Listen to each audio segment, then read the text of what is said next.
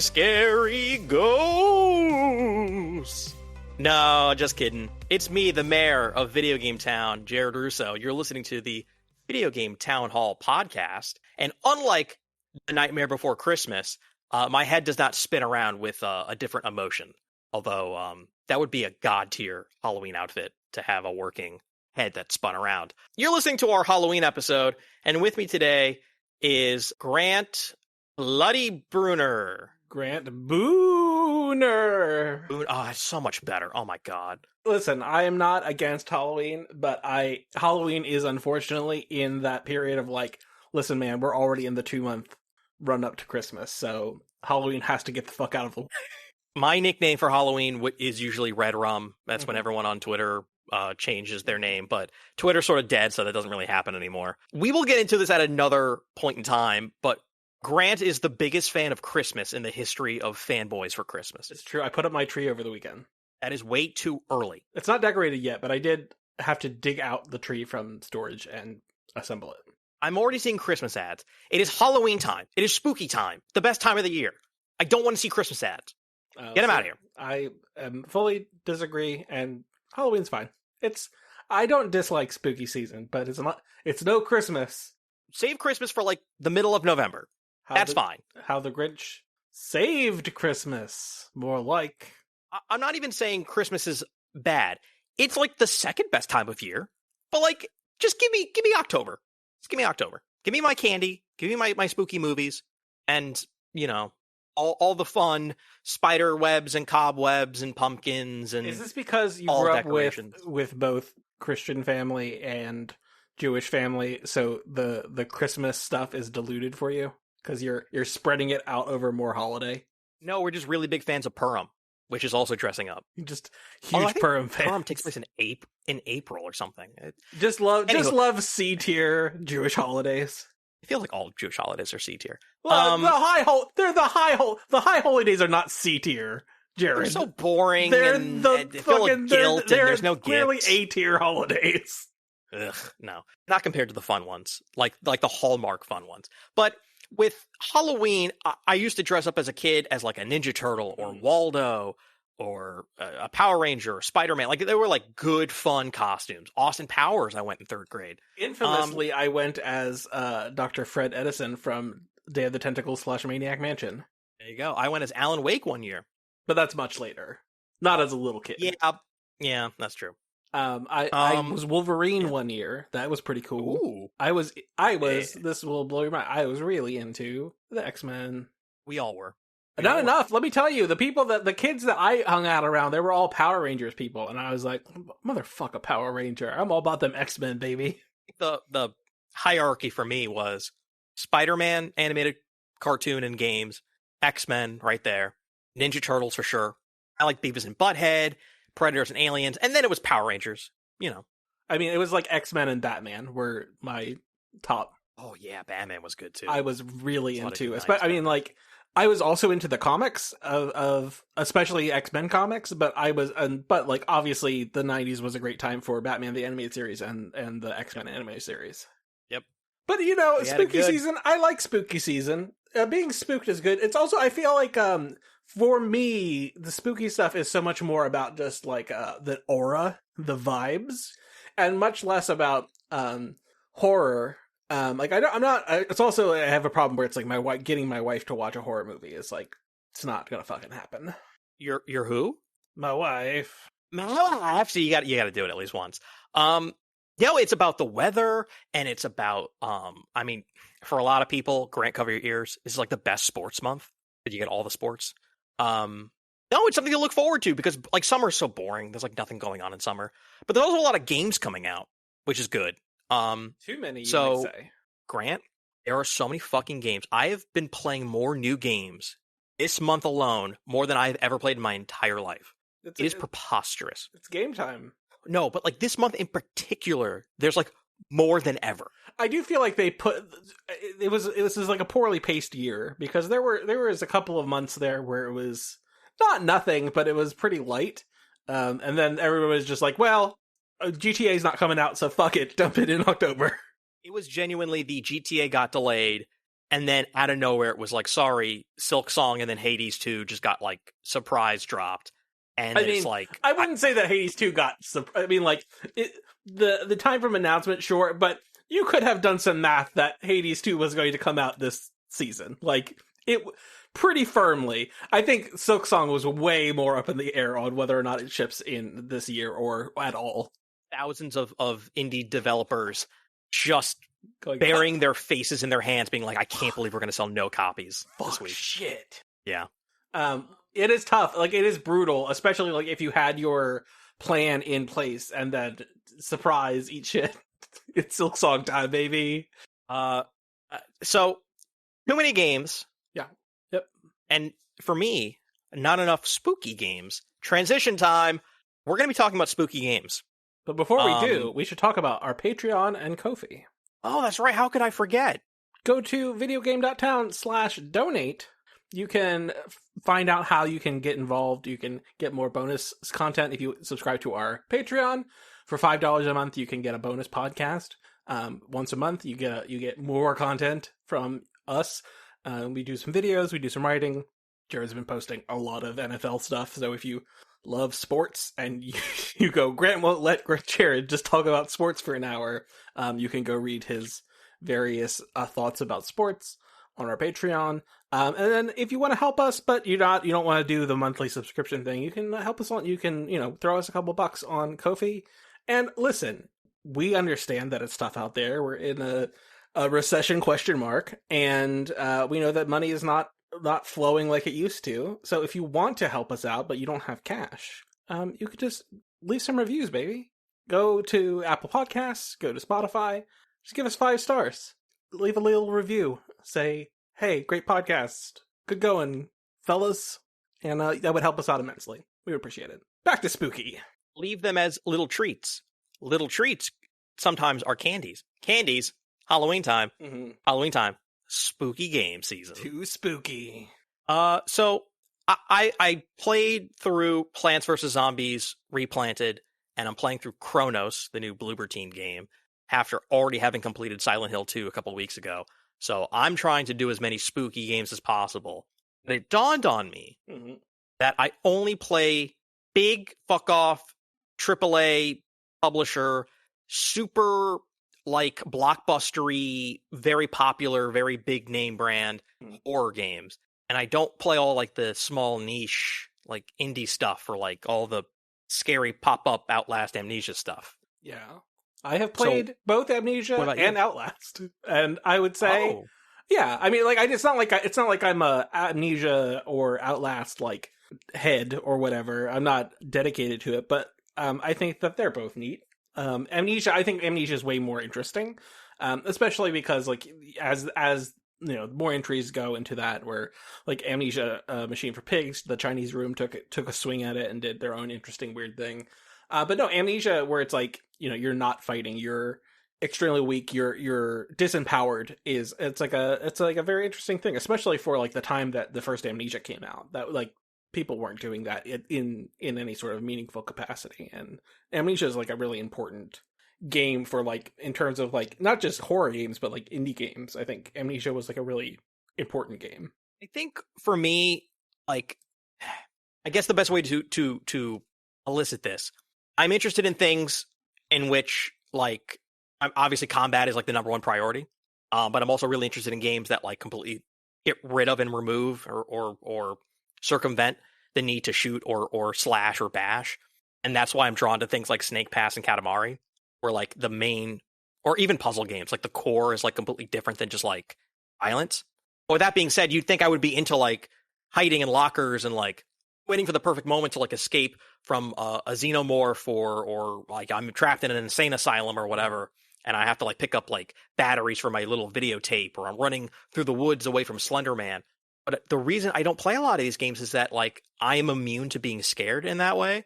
So I'm not like playing it being like, oh, I'm so scared, I love this feeling. I'm like, I see what you're doing. I'm not being afraid. Yeah, they're not scary. I mean, for me, like, I can't speak for every person, because I'm sure there are some people who find it very scary. But for me, it's not so much like I'm scared, but like some of those, like especially with Amnesia, some of that shit is just stressful. So if you like feeling stressed out, horror games do that a lot. Like they will stress you the fuck out. Yeah, I guess it's like that meme of like, how can you be cyberbullied? Just like turn off the computer. It's like you can't stress me out in that way, or I'm like, I'll just stop playing. I'll like pause the game and just go do something else. I guess, but that's like you have to want to do the thing, right? Because if you don't want to do the thing, don't do the thing. That's fine. Like I am also don't play like a ton of horror games, so I'm with you. Just don't play it. But I do think that if you want like a game that's going to stress you out about like, are you going to be able to not get caught or whatever?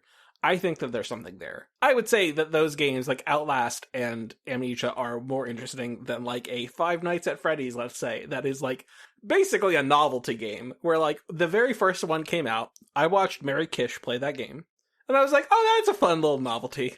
It's a neat little, it's just a jump scare machine. Like that's fine. I understand. Like I'm sure that lots of streamers will play this and it'll be fine. And then it becomes like a hilarious, like it just like a monarchy, like it's its own country. It's just hilariously big, and that's not proportional to the quality of Five Nights at Freddy's. Like it's a fun little novelty thing, but don't. People are drawn to like weird Minecraft graphics and like weird Roblox graphics and like weird Five Nights at Freddy's things. Because I think they're not graphically impressive, but they're doing something, I guess, so well that it like taps into like a lot of young people's brains, and they're just like, yeah, that's okay, that's what I'm into. Now I'm gonna search Pornhub for Five Nights at Freddy's porn. Don't even get me started. But it's just like it's so weird to me that became the biggest thing going. I would say that for lots of things, where like Fortnite, where it's like, okay, yeah, it's a battle royale. They're stealing it from PUBG, and then it becomes the biggest thing in the world. Where it's like, okay, that was weird that it became the biggest thing in the world when Fortnite was a literal joke. People dunked on Epic for what Fortnite was before Fortnite became Fortnite. That was wild to watch in real time as someone who like played one and then jumped ship to the other.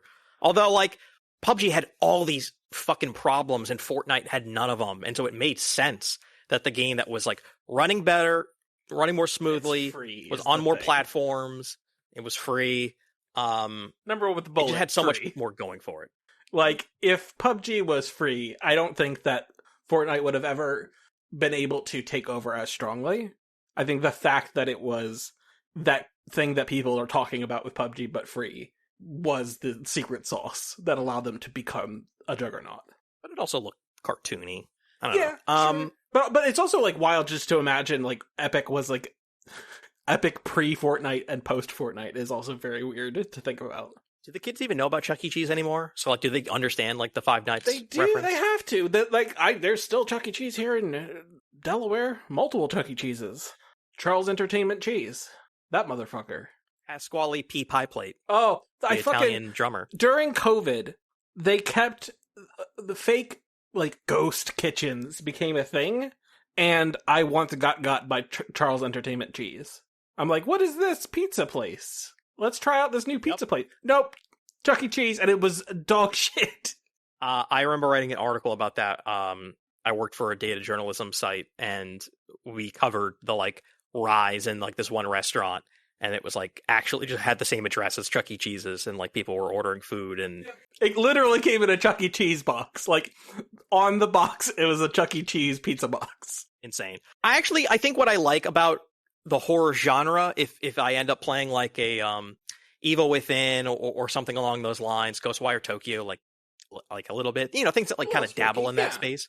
I love the art of trolling, which is why I love the Dark Souls games. Poppy's Playtime, like sequences in RE7 where like you're in the little girl's room and you turn around and like a ball will just start rolling and there's no one there. Like doing little trolly tricks like that where like there are no mannequins. I turn back. There's a mannequin. I turn back. I turn again. There's 15 mannequins. Like things like that I appreciate so much, which is why I love PT. So a good troll by the developers, perfectly timed. Like a Kaizo game, basically. I appreciate them. Yes. Like just oh, you expected that to be a block that you could hit and get a mushroom, but actually you just died, so fuck you.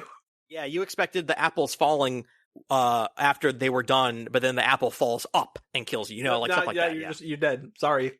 An unfair game for comedic purpose. I remember watching Patrick Klepek play a Kaizo, one of those Mario Kaizos, like very early Mario Kaizos, and was just like this. I mean, it's stream bait. Like, it's so funny to watch people eat shit.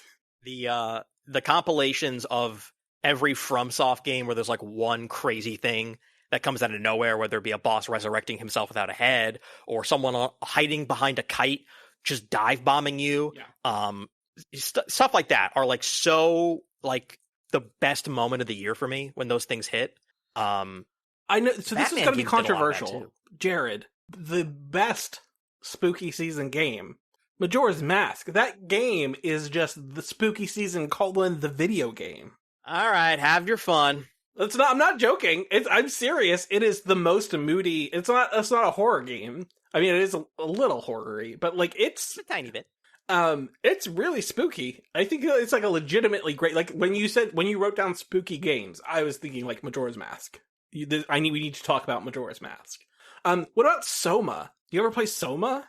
No, but I have watched people play Soma. Soma's so good, and it's pretty spooky. And it's like existentially terrifying. Not in like a slasher kind of way, but in a like make you feel prickly about consciousness kind of way.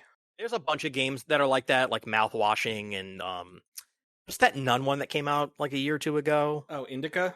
Indica, yeah, I was gonna say Angelica. Not really. Yeah, I mean like it's austere in aesthetics, but it's not. It's weird. I love that game. I played through that game. I want to say this calendar year. It's a great game, but it's also, and it's moody, but it's not particularly horror-y. I think there's things like Costume Quest and like that's I'm showing spooky season certainly, but it's not horror. Yeah, so like there's also like the fun stuff. Like I'm showing my fiance What We Do in the Shadows, which is like the perfect spooky time show for anyone who like does not want to come anywhere near a jump scare. Yeah, like. That's using those sort of like aesthetics and characters and monsters just purely for comedy. But when I wrote down the phrase spooky games, I don't know if this happened to you, but the very first thing I thought of in my brain was my lifelong love affair, and what ties me and a lot of my friends together is the biggest name in horror, Resident Evil. Sure, yeah, no, it's the one. It's like the one. But man, it's not just the one. It's like one of the few reasons I'll fly across country and get together with people IRL, and we will go through an RE game, mostly because all my friends are cowards and they can't stand to play a thing that is mildly scary. But for me, it's like the perfect balance of action and horror, of thrilling and scary, of combat and puzzles. It is such like a perfect blend. And I've been to the Capcom store in Japan, and I bought myself a little Jill tofu, and I've been there since I want to say the GameCube remake of 1, where I rented it, and the dog jumped through the window, and I was like, nope, I'm out, fuck this, I'm out. But then came back to it later, and then sort of it clicked, and I've been playing these games day one ever since, and it is just a thing that I want to not ever take for granted. Yeah. I mean, I understand that it's all smoke and mirrors, but if you look at that GameCube game, the remake, if you will, it looks so good to this day. It looks so good because of the technical limitations they've imposed on themselves to allow them to just have really high res textures for stuff. It looks so like nothing on the GameCube looked that good. Why don't more indie games sort of take like lessons from that? And I obviously know that you can't move the camera. The cameras are fixed in place, so you can have the backgrounds be fixed in place. Like more indie games should like kind of take more advantage of that. No, maybe. Like look better. I think there's definitely room for it. But no, like those games are extremely cool and iconic, and like obviously you moving into Silent Hill after not being a Silent Hill person, I think is also extremely like iconic as well. But especially like there's a reason why they remade it, and they're like, we're gonna do Silent Hill 2 because that's the one that people fucking care about. Like, yes, there are fans of the first one and 3, and then all the other weird ones. Sure, there are fans, but 2 is the one that people care about. I would say in the same way that like there are plenty of defenders for any Resident Evil, but 4 is the one that society has been like, this is the correct one. This is the Resident Evil. I would say that RE4 transcends its namesake and goes into a sort of stratosphere of like greatest games ever made, and it is like almost like above the other RE games, and like not that it's different, but it's like just different enough, but like its own sort of cultural juggernaut. Whereas like the best like classic RE game is like the remake of 2, but 7 and 8 are also incredible and like important on their own terms. But yeah, for sure. Like what about PT? I love PT so goddamn much. But yeah, so me transitioning into Silent Hill, it seems like Konami is really trying to like, okay, like we see the playbook, we see the pattern here. There's a blueprint. We're gonna have Bloober remake 2. Now they're gonna remake 1. I would not be shocked if they touch 3 and 4, which people also love. They released a new game in F. I'll get to it one day. Those games are really not about the combat, and they seem to keep emphasizing combat. And it's like, maybe don't focus on this so much. But the actual like goat of like creepiness and storytelling and like environmental storytelling and just like pure atmosphere, like Silent Hill has RE down flat, but RE has everything else. So like they end up being better games. But Silent Hill is definitely the better scary games. Unless you count 7 in VR and 8 in VR, which like will fuck you up completely and utterly. Because like, god damn, you were just like in that world. And there's just stuff moving to the sides, and you look and like bushes will like ruffle, and you're like, nope, that's too real. That's too close to me. My body's in danger. Yeah, I'm not a huge. I would say that I'm not an enormous horror person, but there's a time and a place. What about Eternal Darkness? Do you ever play Eternal Darkness? No, but I've seen countless people play Eternal Darkness, and that seemed like a lot of fun. Minus, like some weird gameplay hiccups and odd decisions. There's some stuff there that doesn't age super well, but at the time it was very impressive. But if there's a highly, a critically acclaimed, like a highly rated game that is a horror game, I'll usually check it out. And that's why I wanted to hop into Chronos, because like it seems like Bloober Team had sort of figured out like a lot of lessons they learned from Silent Hill 2. And it's like they made a RE game in space, and it kind of is an RE game in space. But like, again, like the combat, you're just like, why does every bullet fired from every gun have to be charged up when the enemies are like constantly shifting around and I can't dodge in any way? So like, it kind of becomes like brutally difficult for like no reason. Like, I'll write a review about it, but like, there's definitely some like problems I have with Chronos. But it seems to be a lot better than what was the fucking Dead Space knockoff that they tried doing, the Callisto Protocol. Yeah. Would you say you're having a bad time with Chronos? Having a good time with Chronos. But you're having a good time. You have to kill Chronos in Hades too. I know almost nothing about Chronos other than the name Chronos. He was in God of War. No, I meant the game. I meant not the. Oh yeah, not the mythological entity.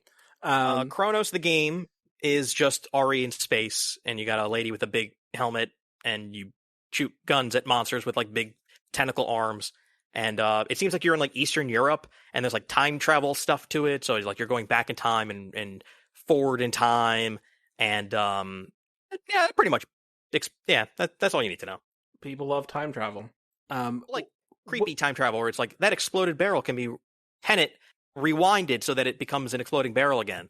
Stuff like that. Like, oh, this collapsed staircase, I'll rewind time and it'll become a staircase that I can climb up. Is the single spookiest thing in all of video games the sound that Re-Deads make in Ocarina of Time? No, the single scariest sound is the music when you're drowning underwater in Sonic the Hedgehog. That's the scariest sound. Yeah, Sonic the Hedgehog was the fear we had all in our hearts. What about other games you've played? What about Katamari? Katamari, Once Upon a Katamari. You'll edit this in later. You'll edit this in post. Once Upon a Time in... No. I think it might be the best Katamari game ever made. The problem is that the new music is good, but not godlike, and you have to have bought the deluxe edition to get the soundtracks from the first 2 games. But you could also just technically like go to your phone and just play the soundtrack to the older games. Like you can just get around that problem really, really easily. It is a huge step up in every sense. Gameplay, like stage selection, like the new wrinkles they add, and the new stuff you get to use and unlock. And it seems like it's like a pretty decently like sized game. Like there's a lot of length to it, where the other ones just like you can play them in a few hours and be done. This seems like pound for pound the best Katamari game, but I just think those first two games had like such incredible soundtracks that elevated it, and everything since has just been like, yeah, these are pretty good soundtracks, but they're not like my soul comes out of my body levels. So I'm really enjoying it, but I'm savoring it. Did they ever make a Katamari that used a motion controller? There was one on the Vita. I don't know if it used motion controls. There was the cel-shaded one for PS3. There was the one for 360. There was one on phones. I don't like think so. They never. It's like a good. It would be a good franchise for a motion control. They never did one for Wii. The re-releases I think are on Switch, but I don't know if you can use them with motion. Yeah, I don't know. I don't think so. I'm sure they don't do anything. But it just seems like it would be. It also seems like it would be a decent phone game. Yeah. I mean, I never loved the virtual sticks that you have to use on like tablets and stuff. But I feel like you could like design the game for a touchscreen where you would be like swiping the ball. Yeah, but just because you're swiping a ball doesn't necessarily mean you have access to like not turning, but just like strafing or like doing the 180 flip or going into first person to look at things. Like there's all these like extra things you can do with the ball that just like rolling like. Yeah, you designed the game to be more simple for a phone. That's how you do it. But then you get a Super Mario Run, you know. But also, what if you got fucking what is it? Goddamn, what is that other running game that I love? Temple Runner? No, the Jetpack Joyride. Oh yeah, I do like Jetpack Joyride. It's so fucking good, and it is a single button game. That is good. So you can make a good runner. Is what I'm saying. Is like you can do it if you're smart about it. Which I also feel like Super Mario Run, in that like Nintendo was just like, I don't know, DNA, can you shit out a Mario game on the phones for us? What about that's so hard. What about Plants vs. Zombie? So this is what I desperately want to know, because I love that first Plants vs. Zombie. Is this remaster, remake? Is it worth your time and money? It is an HD, I guess, gloss of paint over the original game with DLC stuff, and you can fast forward the gameplay by like 2.5 times, so you can like really speed through it. Is it worth your money if you're a super fan? Otherwise, it just seems like another re-release for modern consoles. I would wait for a sale. I would not jump to it because it's really like, for the most part, not just that game. It's just that game, but like it's like the most complete version of that game. I mean, for the price, people say that they don't like the way like the coat of paint, the artistic choices that they made for the remake are maybe not awesome. The biggest example is that the cut scenes are still in like 240p, so they have to like put it inside like a little like CRT television within the world to like make it look good. And you're like, I see what you were going for, but yeah, I mean, stuff like that. Also, like, I know that like AI is like a frowny face, correctly so, but like those are some of the things that like you use machine learning to like actually like, can we process this video using machine learning, and not just say slap it in there and say fuck it, whatever comes out, use it, but like, can we use machine learning to up-res some stuff and then you fine-tune it and you redo it 1,000 times to make it look good. That's what like machine learning can do, is to take shitty looking source footage and make it slightly less shitty looking. This is true, but I would say you can safely pass on this unless you're like trapped on vacation with your Switch and you're like, God, I just like need something, and you're like, I'll pay $20 to go through this again. Do you know that they put out a PVZ3, a third game, and I just didn't even know it existed. In the recesses of my mind, I'm sure that I knew that, but I also didn't want to know that. Yeah, because you just know that it's not. They're not going to deliver on what you want. Yeah, seems pretty hard. But that first Plants vs. Zombie is so fucking good. One of the best. I wish PopCap Games was still PopCap Games, because what a what a run they had. I kind of wish that like the people who like made that studio, like when they sold to EA, like they did what like people do with like IPOs. It's like, okay, you can have it. Like we're gonna just like make another version Fuck of off our and do tiny PopCap 2. with our new money, like somewhere else. Yeah. Because alas, goddamn, those games were good. And then your last game you have written down here, Ukulele. This is the remaster. This is a complete. I wouldn't say complete remake. It is like a partial remake where they went back and they like took the level, the 5 main levels and the connecting tissue of the hub, and they took the character and like the moves, and they said like, what if we just like kind of rethought this? So like the levels feel different and there's way more to them, and your hit as ukulele is like much more complete and it feels better and it looks better and there's more to do. And I would say that this is the worthy remake for $20 that if you either didn't love that original game or you never played it, this is worth playing. Maybe not right now because there's so much going on, but like in the dead zone where it's on your wish list, absolutely. Like they kind of fixed a lot of problems with the original. If this was what they put out originally, do you think that Ukulele would have had like a very different like direction, like reputation? Yeah, because like I don't think it has like a bad reputation, but maybe like a slightly disappointing reputation. Possibly. Maybe it wouldn't have like convinced all the naysayers, like like if you weren't going into this like kind of just like open to just loving it, like with all your nostalgic sensibilities, like wrap your arms around it. But like this was real good. Yeah, I did not.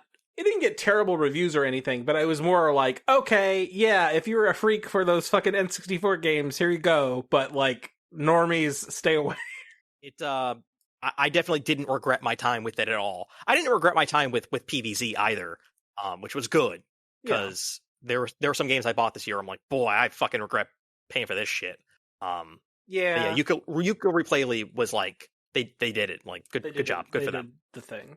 Yeah, I mean, listen, I'm glad that they are able to deliver on the what if Rare was allowed to continue making games, because also if I'm remembering correctly, they really just lift the Rare aesthetic, like, almost one for one. Like, the things have fucking eyes on them. It doesn't Grant Kirkhope do the music in Ukulele? Yes, he does. So, like, they're just ripping off Rare. Like, they're just like, what if Rare was still making these games? And you can add extra eyes to things. Yeah.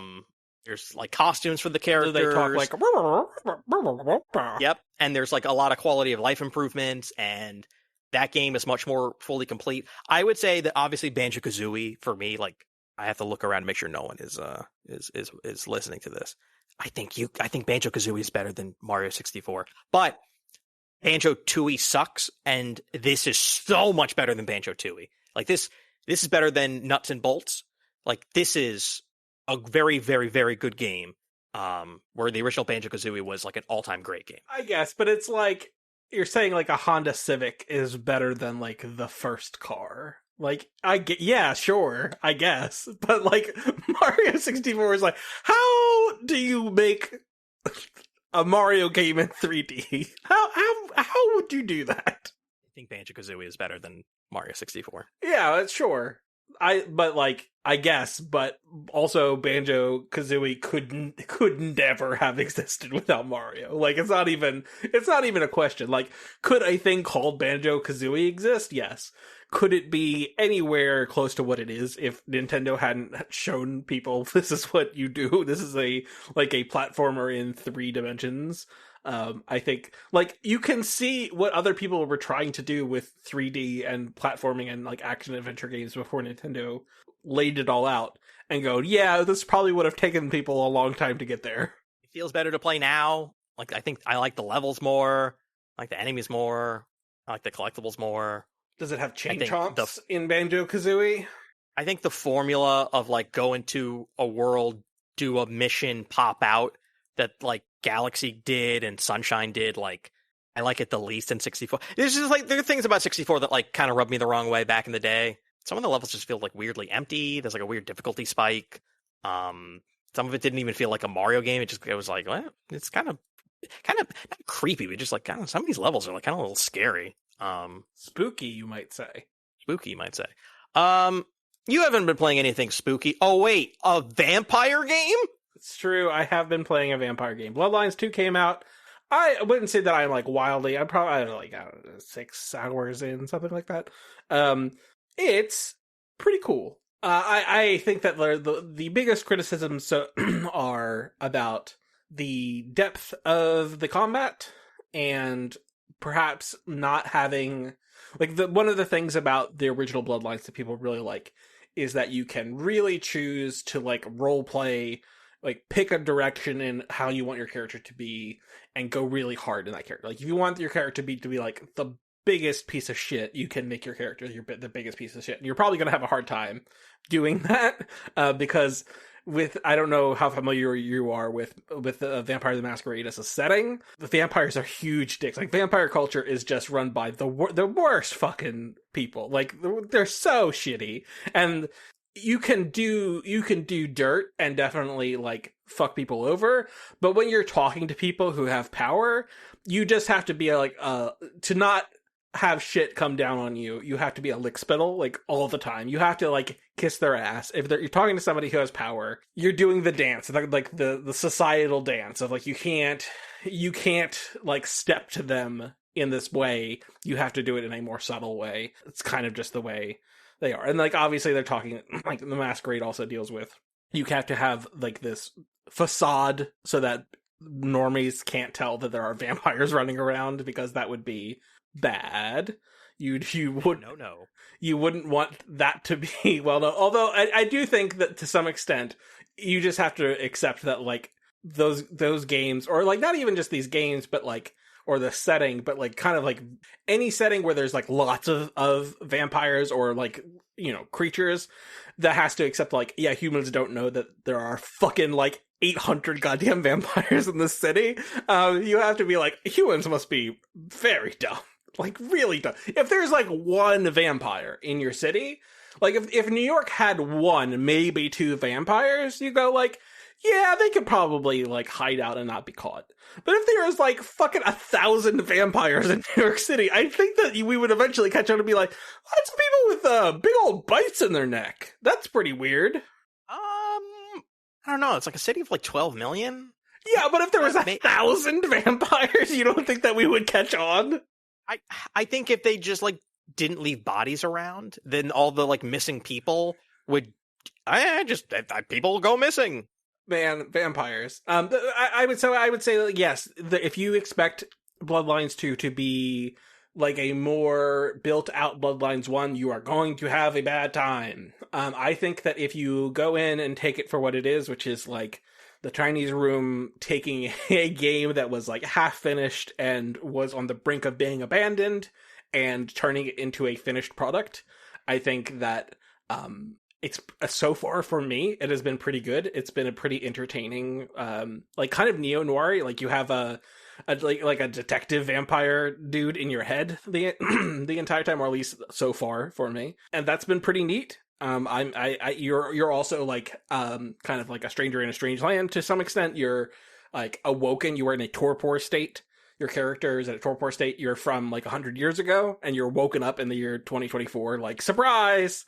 You're in Seattle now. You're from Turkey, and like you're in 2024 Seattle. And you've been in like a weird hibernation phase for 100 years, so you have to figure out all of this shit. Like you're familiar with the basics of vampire culture and everything, but 100 years has gone by and you're in an entirely different fucking continent. So like you understand the basics, but there's lots of like nuance to what's happening that you have to be like, all right, can you fucking explain to me what the fucking deal is with Seattle? What why are you people being so weird? Like that kind of stuff. I think so far I've enjoyed it a lot. Don't go in expecting it to be Bloodlines 1, 2. Like it's its own thing.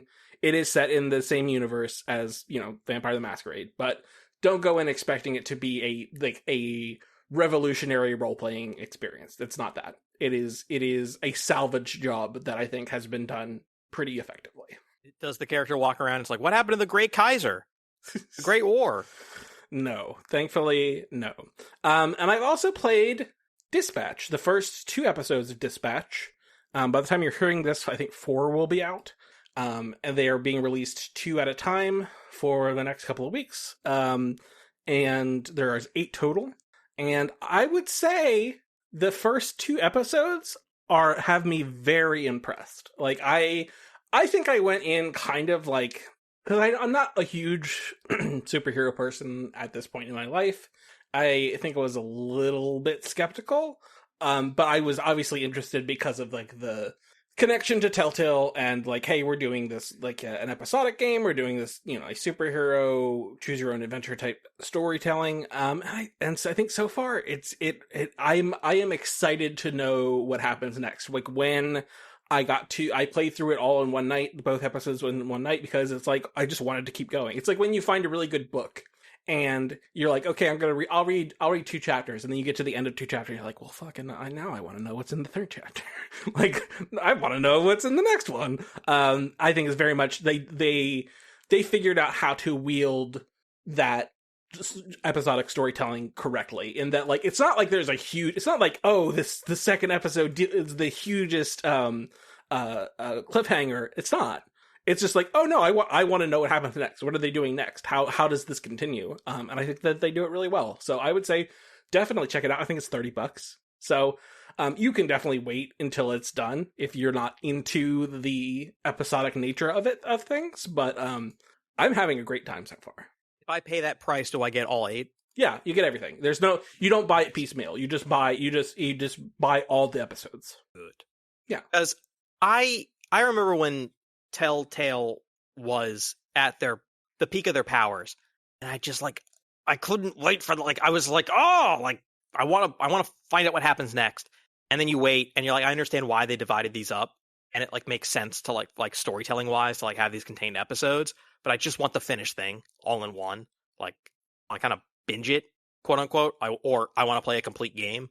So that's probably what I'll end up doing. So here's what I will say.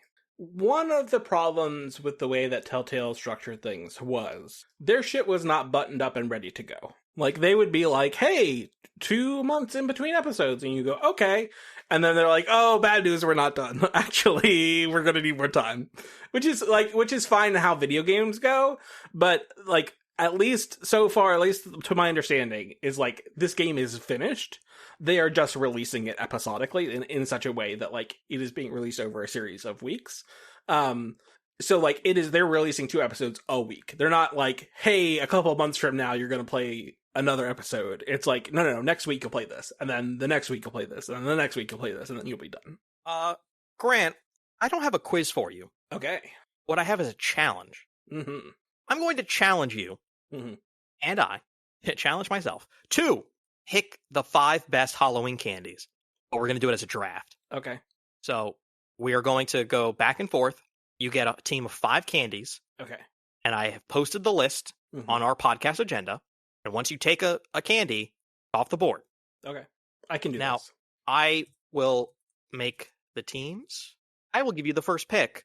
What is your number 1 candy for your candy team? Twix. Twix. Off the board. Why do you like Twix? Oh, I think that like it is the best cookie of the mainline candy bars. I think the cookie crunch in a Twix is the best of all of the crunch available. It is a really good texture, and like the chocolate and caramel are obviously like a winning combination. But you add that to the cookie, it's hard to deny a Twix. I will be taking my number 1 pick, the Crunch Bar. Great pick. It's also, I feel like Crunch Bars are so seasonal for me, where it's like I eat them in like, because they come in like the little tiny things for Halloween, and they also are available like during like Christmas time, and I would never eat a Crunch Bar under any other circumstance. I would say that my all-time favorite candy was Wonka Exploder, which was just crunch, but instead of the crunchy rice, it was like little tiny pop rocks, so you were eating a chocolate bar that exploded in your mouth. Yeah. They took that off the market.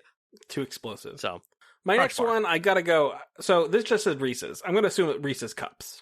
That is correct. Incredible. Chocolate, peanut butter, 2 great tastes, tasted great together, etc., etc. You can't beat it.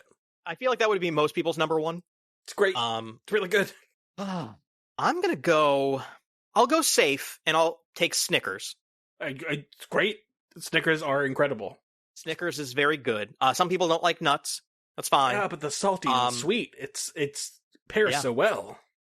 You will find that this exercise, you will quickly run out of like top tier ones, and then it's like, all right, like what's really left, like, and we'll go over the ones that didn't get picked. But yes, I agree with you.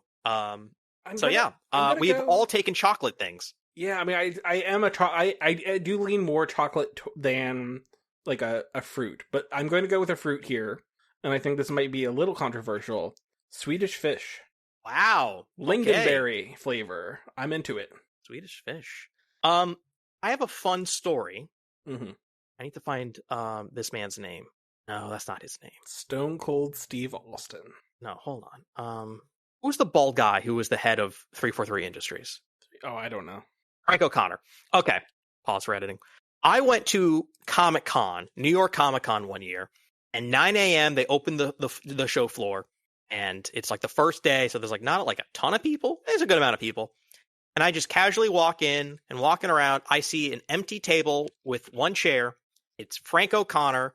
This is before Halo 4 comes out, and he has a bag of Swedish fish. And I go, hey, you're Frank O'Connor. He goes, yeah, you want a Swedish fish? And I got to talk to him for like a few minutes about Halo before like the mob showed up. And, I don't know what he was even there to do. He just was hanging out with a bag of Swedish fish. And I was like, okay. Did you eat so that was a cool experience. I did have one, yes. It's pretty good. I also had a great pickup line where I asked women if they liked seafood, and then I would pull out a bag of Swedish fish, and that would work. You like seafood, and then you go stick out your tongue with half chewed food. Wah! No. I'm gonna go with my next Hershey's. Good old Hershey's bar, either big or small. Some of the best chocolate you will get, not paying for like a premium, like the really high end stuff. I just think like if you just want pure chocolate, whether that be white or dark, I'm a Milkman myself. Don't take that out of context. Hershey's is a really safe pick here. I'm just going to take it. Now I have to label this podcast Milkman, Jared the Milkman. Now you forced my hand. I would agree that I like the way a Hershey's chocolate tastes. And you get a bunch of Europeans who are like, oh, American chocolate, but it tastes like bath. And I'm like, dog, this is the way that chocolate tastes to me. And then I eat European chocolate, and it tastes almost fruity. It tastes, I don't know, floral almost. And I'm like, this is not the chocolate that I want. I want it to taste like Hershey's chocolate. I think Haribo gummies are inferior to an Albanese gummy. I think that they're the inferior gummy bear. I can replace Haribo with just gummies. Yeah, like a gummy bear or a gummy worm. Yeah, I think that like fuck a Haribo, but I do love a gummy. Gotcha. Okay. There are many different types of gummies. Sometimes there's like a Nerd's rope. And a Nerd's gummy cluster is exceedingly popular. There you go. Oh, man. Should we extend these teams? We don't have that much time. All right. Damn, because there's like a bunch of... Man. Boy, oh boy. I'm going to take peanut M&Ms. It's a banger. Most of these are good. I think peanut M&Ms are better than M&Ms. Yeah. Again, if you're not into peanuts... Have you ever had an almond M&M? Yeah. Pretty good. Mini M&Ms, and there's now like 1,000 different types of them. Peanut butter M&M, pretty fucking good. Yeah. Last one. My last one. Whew. This is tough. I'm gonna go Kit Kat. Okay. Kit Kats are just hard to deny. My wife likes to disassemble them layer by layer. That couldn't be me. I'm a put it in your mouth and chew type person. But Kit Kat, eat the food. Don't play with the food. But regardless of how you eat it, a Kit Kat is hard to argue with. Okay, so we're gonna, man, this is so tough for me. Like this is like genuinely like a hard choice. I'll go through the things that didn't get taken: Baby Bottle Pop, Sour Patch Kids, Blow Pops, Airheads, Whoppers, Milk Duds, Skittles. Pretty good. I feel like Skittles would have went by now. Starburst, Butterfinger, Milky Way, Laffy Taffy, Jolly Ranchers, Runts, Jawbreakers, just generic job. There's no brand. It's just Jawbreaker. Mounds, Almond Joy, Dum Dums, Dots, Smarties, regular M&Ms, Three Musketeers, Warheads, Lemonheads, Bubble Tape. I guess bubble gum in any form. I guess I would just take here. Yeah. Push Pops, Nerds. I love purple and pink Nerds. Payday, Junior Mints, Baby Ruth, Tootsie Roll, Heath. For me, it's between these three candies. Mm-hmm. I love Twizzlers. I love are really Take good. 5. I love Take 5. They're great. And Reese's Pieces. Yeah. Or Reese's PCs, as some weirdos say. Couldn't be me. They don't even sell Take 5 anymore. They changed the branding. Some other thing. I'm just gonna take Twizzlers. Yeah, Twizzlers are great. Twizzlers. I love Twizzlers. I think a regular Twizzler, incredible. The cherry pull and peel, top tier. Love it. Love a cherry pull and peel. I don't like the pull and peels, but that's fine. How do you feel about red vines? I don't like them as much. I don't like them either. The pull and peels. I don't like the other flavors. I just want regular Twizzlers. Twizzlers are so good. They're so good, and every time I've had a red vine, I go like, oh, this is like a Twizzler, but less good. It's like the Hydrox to Oreo. Yeah, I don't like them as much as I like Twizzlers. Twizzlers are really good. It's the RC Cola to Coca-Cola or Pepsi. So you're saying earlier, but weaker. I don't understand, there's lots of jokes and there's internet fervor where people like red vines more. Sorry, I think it's an East Coast, West Coast thing. I never had red vines until I went to California. Sickos. All of you out there are sickos. You've all lost your minds. But no, we're a Twizzler household here in Delaware. Goddamn right. All right. That was our draft of Halloween candies. I would eat either one of ours. If you gave me a bag full of my candies or your candies, I would happily eat them. They're both good. I like that you and I got to agree on so many of these candies, and we're not just yelling at each other over candy corn, which I refuse to list on that giant list. Well, listen, I'm not saying candy corn is my favorite candy, but I want to have some candy corn when it's October. No, pretty good. I eat real corn. Give me a corn on the cob in my trick or treat basket. That would be pretty solid. I do like a corn on the cob. That'd be great. It's corn. It's tall, tasty, got knobs, and it's got the juice. You inundated with that when that came out? A little bit on the TikTok. I was. My whole family fucking loved it. A bit. No, not my family, but the TikTok definitely was. My parents would say it. Jared, what's some stuff you've written recently? Oh, God. Every time we ask this, I legit forget. And the things that you're currently working on, because we post these a week after we record. Oh, well, now I have to basically plant my flag and decide what I want to finish and submit to you. Mm-hmm. I will write a review of Yooka-Laylee. I will write a review of Chronos. I will write a review of Epic Universe, the theme park I went to. I will do some ranking of rides from Disney World. I have a bunch of things. I have to figure out what I actually want to finish. Check it out. We also have the last of Jack's various Pokemon card collecting posts. Those are up at videogame.town if you want to know how to collect Pokemon cards and not get ripped off, and especially not just once you've collected them, but also how to keep them safe and stored correctly. He's done a bunch of great stuff about that. I have written a thing about the first 2 episodes of Dispatch and about episodic storytelling. I'm also going to write up some stuff about my spooky time with Bloodlines 2. So definitely go to videogame.town. Thank you for listening. Check us out on Instagram, TikTok, Blue Sky, YouTube, Twitch, videogame.town, Patreon, Ko-fi, and eating your Halloween candy. Yes, as you're posting this, you will have had your Halloween parties, your Halloween weekend. You're probably on a sugar high. We hope you have a good time. Bye-bye. Bye-bye. Candy corn still sucks.